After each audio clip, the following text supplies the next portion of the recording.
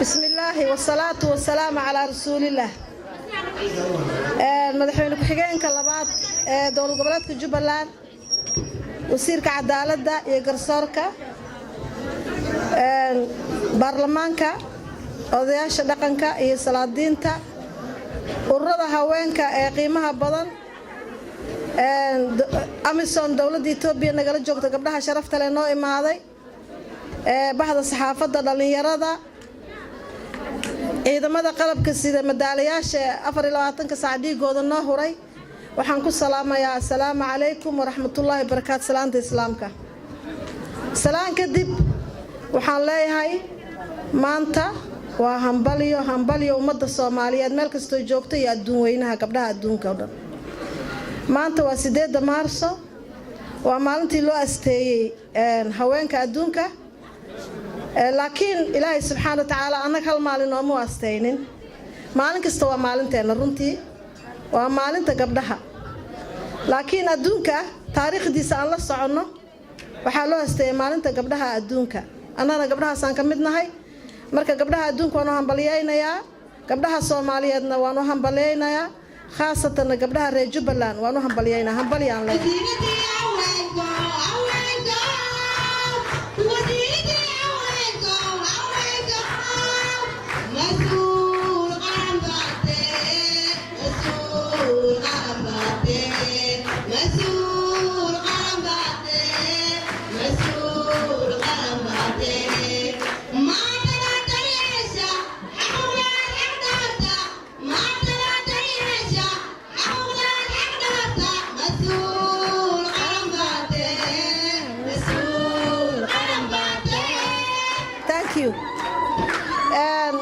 maanta waxa weeyaan 8 Maarso waxa laga hadlayaa dhibaatooyinka haweenka dhibka ay haystaan haweenka adduunka oo dhanba dhibka gabdhaha haysto amisana waxa ku soo kordhay sanadkan amisana waxay wasaaradda u qabatay ururka haweenka ama wasaaradda ama haweenweynaha Soomaaliyeed iyo caruurta naafada dadka laga tabarta yar yahay dadka laga tirada badan yahay dhibaatooyinkooda iyo waxay muxuu ahaa wasaaradda ay rabtay inay ka qabato oo gaarto iyo waxay ka soo qabatay waxa jira sidaadaba Ilaahay subhanahu wa ta'ala qof walba xuquuq buu siiyay ragga ayaga laga abuuray feertooda ayaa laga abuuray rag iyo haweenka la maarmaan hadii adduunkan haweenka lagu beero wax taran ugu yeelan lahaa mare waa dhimaan lahaayeen rag kale hadii lagu abuurana wax tarno yeelan karaan male warshad markii la sameeyo biraheeda iyo waxeeda la sameeyo wixii lagu sameyn lahaa in la sameeyo waay marka Ilaahay subhanahu wa ta'ala rag iyo haween wuu abuuray markuu abuurana wuxuu soo dejiyay adduunka ilaa asaga iska leh sidii lagu maamuli lahaa xuquuqdeena marka rabbil caalamiin kaana siiyay mar hore tuuna siiyay Ilaahay laakiin xuquuqdeena la siiyay ayaanan sidii loogu talagalay loogu dhaqaynin hadii xuquuqdeena la siiyo Ilaahay uu na siiyo lagu dhaqayo waxaan ahaan lahayn gabdha sida xawrlaciinta oo kale guriyaha u fadhiyo oo edab leh oo qurxoon oo guduud badan oo sida jawharta la ilaaliyo oo loo shaqeeyo caruurta la dhalo ilmahana tarbiyayo Ilaahayna caabudaan ahaan lahayn laakiin xuquuqdeena lama siinayo biilkii male muxuu ahaa sheegan tartiibkii loogu talagalay iyo ina gabadha cirdaygeeda iyo sharafteeda iyo magaceeda la ilaaliyo ayaa ninka laga rabaa haduu gafo ama uu sameeyni waayo gabadha waxay ku qasban tahay in ay nolosheedii banaanka ka raadsato oo ay soo baxdo maxaa yeelay banaanka gabdhahan wareega arkaysid qof raba malaan maanta hadii awood aan haysto oo leeyahay wax walba arinta lagu soo dhigay wax walba horta nin heli kara male laakiin daruuriga wixii ma baxeen banaankana ma wareegeen gurigaas kulaalkan ka gali lahaa anigu ma isqurxin lahaa gurigayga reerkayga oo ilmahaygana waan tababaran lahaa laakiin duruufta jirta darteed ay gabdhaha la soo banbaxeen ta kale adduun baanu joognaa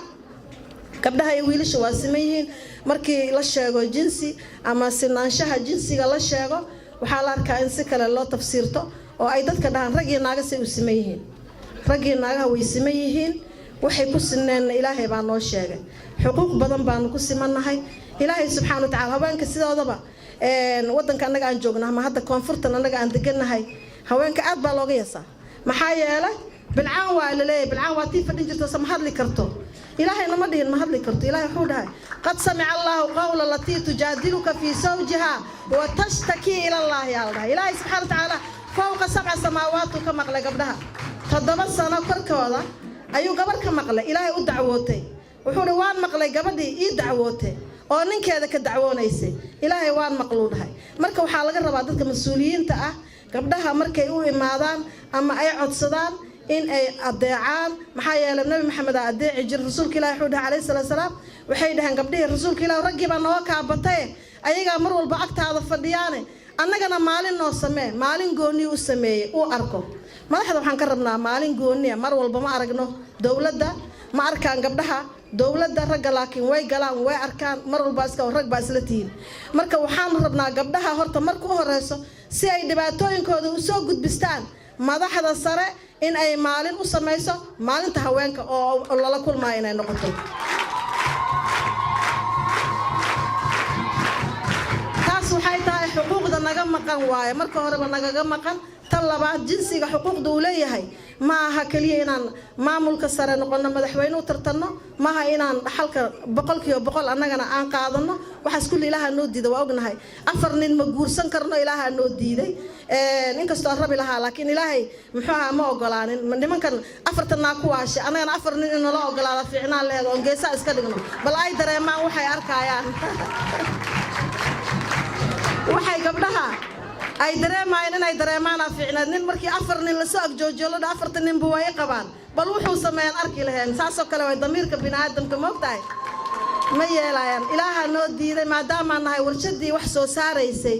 ee bini'aadamka warshadiisa abuuris inaan nahay waa la diiday halkeena sa iska iimaansanayna halkii iswalwaalna albaabkaanu ka bixinaynaa waxba ma waa noolaan karnaa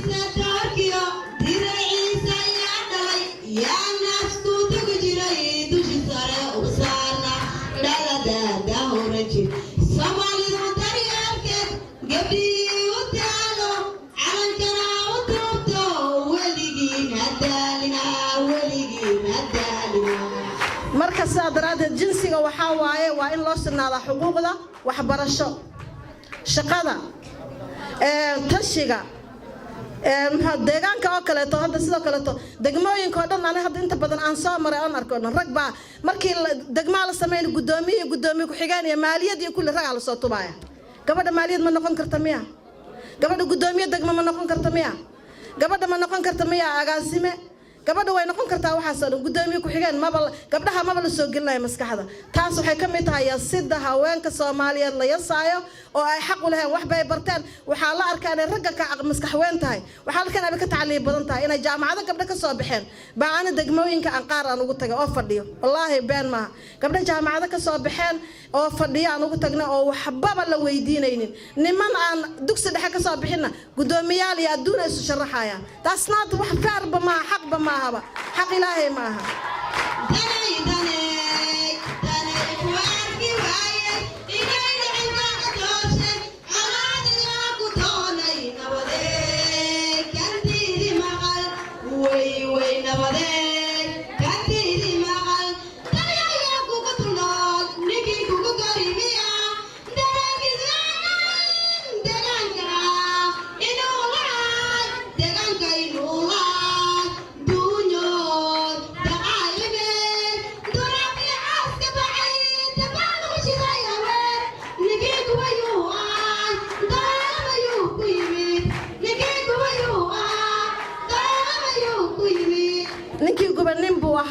dagaaladana isaga oogay gabar qori ma qaadan ruuxna may dilin waa ruux waxa la sheegaya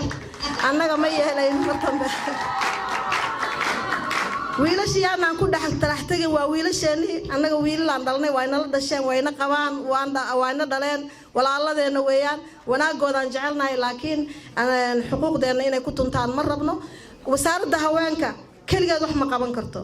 kaligeed inay wax qabato laga ma yaabo waxa wax qaban kara wasaaradda haweenka wasaaradda cadaaladda wasaaradda warfaafinta wasaaradda waxbarashada wasaaradda arrimaha gudaha oo wada socdo xuquuqda haweenka markay u doodaan ayay gabdhaha wax noqon karaan wasaaradda haweenka kali wax ma noqon karto maxaa yeelay isku jir baa wax loo qabtaa dawladda markay iyo dadka shacabka hooyooyinka dhalinyarada odayaasha dhaqanka indheer garadka ugaasiyada muxuu ahaa noocyada kala duwan ee shacabka waxaa laga rabaa inay u guntadaan gabdhahooda siday u soo bixin lahaayeen bixintana maaha in ay gabadha aan soo bixinayno oo diinta ka hadlayna ama akhlaaqda ka hadlaynayno laakiin gabadha waa inay xuquuqdeeda heshaa waa inay waxbarashada heshaa jaamacadaha dibadda oo loo diraa scholarshipka waa in gabdhaha lagu diraa lagu xisaabtamaa maxaa yeelay dowladda Soomaaliya waxay baas gareysay sharcigii 30% ma aragno 30% oo gabdhaha ay ka muuqdo shirkadaha muxuu waaweyn ay dadka leeyna private sector kala dhaho gabdhaha dhan assessment aan sameeyay hay'adna waa kuwa business ka waay ma hay'adaha oo NGO ka kama hadlayno waa hay'adaha private sector ka ee business ka ee magaalada Kismaayo degan labana hal hay'ad baa hire gareysa halna hal bay hire gareysa ilaahan idinku dhaariyay meel kasto tagta macal dhulka kan xaaqayo macal kan shaha u karnaayo macal waardiyaha macal kan wax garaacayo kulli waa wada rag cadaalad anta ka imaanaysa cadaalade wasiirka cadaaladu uu fadhiyaa waxaan rabnaa inay gabdhaha xuquuqdooda helaan waxaan rabnaa in gabdhaha xuquuqdooda la helo oo gabdhaha shakhsiga ma aha in dawladda kaliya 30% ka dawladda kaliya ma aha waxaan rabnaa meel kasta oo shaqo abuur ah inay gabdhaha 30% ka helaan waxaan rabnaa gabdhaha 30% inay helaan si ay dhibaatooyinkooda khaaska u maareeyaan takal waxaan rabnaa annaga waxaa jirta Jubbaland waxay ku mashquulsan tahay wasaaradda haweenka iyo arrimaha qoyska iyo xuquuqda aadamaha sidii sharciyadii haweenka loo sameyn lahaa waxaan ku miiska noo saarnaa draftiga noo ah sexual offense bill-kii oo lagu joojinayo wixii GBV la dhahayo dhan kufsi muxuu sheegan ajirdil wax haraasmanka haweenka lagu hayo aniga waxaan soo arkay degmooyin qaar gabdhaha intay qabtaan intii la dilo ilkaha laga daadiyo ciridka isku jabo ay taagan tahay wuuna qabaayo ogow markii afka ka fool xumaadana wuu furay tukalu guursaday magaaladii u socdaa lama xiraayo sharci lama marinayo shifa la kala qaad odayaal fariisanaya dhiig baa la kala qaad dhiig qabiil baa qaata gabar ma qaadanayso taas waa cadaalad darro inaan waxa ka gudubno oo sharciga uu shaqeeyo sareeyaan rabnaa gabar waxa ka soo jilibka inta lagu dhuftay baangad qaybna inta way isbitaal ay taala way talanta ninkiina uu socdaa waka ninkay dilaa lagu leeyahay that's not fair at all marka waxaan rabnaa waxa saytoo dhan in laga gudbo oo gabdhaha xuquuqdooda banaanka la soo dhigo dawladda Soomaaliya dawladeeda waxaan rabnaa gabdhaha xuquuqdooda in laga gudbo meel kasta adduunka la joogo Mareykanka adarkiisa xataa gabdhaha cadaalad meelaan runta marka idin sheego aniga degan oo ka imaaday maxaa yeelay gabadha waxyaalaha kala dhan way ka gudbeen laakiin waxay ognahay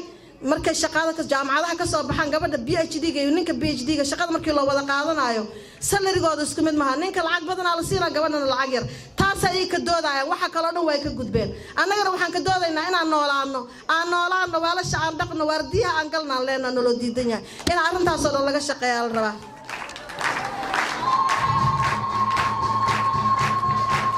wasaaradda haweenka waxa kale oo jira wasaaradda haweenka ay ku xoogan tahay qoyska iyo xuquuqda aadamaha in loo sameeyo waxa arkaysaa qof dib geystay oo la soo xiray stationku noogu jira maxkamad soo sugayno odayaal tagan way soo daayeen ninkii magaaladu jooga gabadha xuquuqdooda saasay ku baabaaday waxa sayto mal rabo waxa la rabaa kaliya in gabdhaha xuquuqdooda markii la soo xiro booliiska uu soo gudbiyo maxkamadu gudbiyo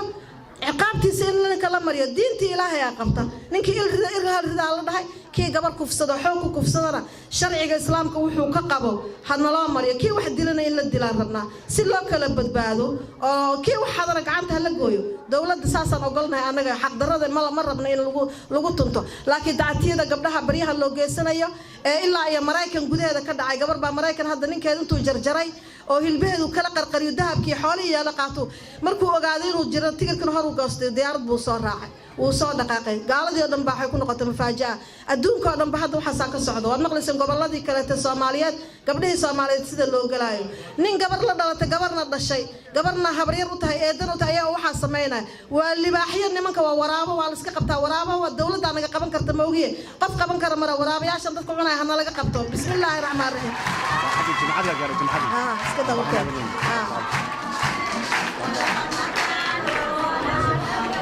waa mahadsantihiin waxaa jirta sharciga FGM-ka ee gudniinka fircooniga af Soomaaliga u yaqaaneen asagana drafti waa waxa ku wasaaradda haweenka ay sameynaysaa si loo joojiyo gabdhaha jirkooda la jarjarayo محوها مالو البودمان يديك بح أما حددنا أما دلمدي بعد المدلين مكان كود الله علينا يو وحصادن شرعي هاو سبحان وحكى لك الشقة وسارة هواينك child care balance وحلا ده المها حقوق ضاده iyo sharciyadoodii ayaa iyadana noo saaran miiska oo kulligood waxay wadiyiin draftay wadiyiin sharciyadaas markii la keeno golaha wasiirada la mariyo